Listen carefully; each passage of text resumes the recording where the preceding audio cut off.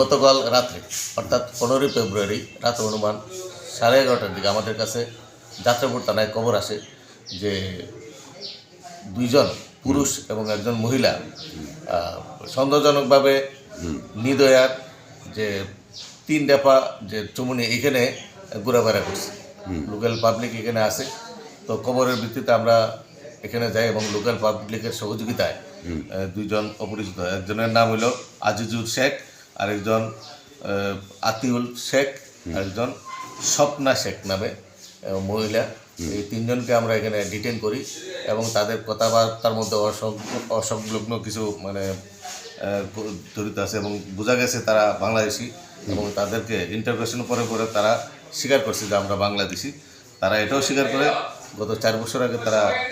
ইন্ডিয়াতে আসছিল এবং বিভিন্ন জায়গায় তারা বেঙ্গালোর এইসব বিভিন্ন জায়গাতে কাজ করছে এবং গতকালকে তারা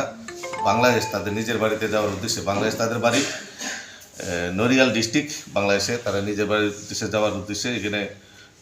আননোন কোনো টাউটের সহযোগিতা তারা বাংলাদেশ যাওয়ার চেষ্টা করছিল। ওই সময় আমরা লোকাল পাবলিকের সহযোগিতা তাদের ধরতে পারছি এবং আজকে তাদেরকে আমরা সুনামরা কোর্টে প্রেরণ করছি এবং তাদের সাথে কে কে জড়িত আছে এবং টোটাল বিষয়টারে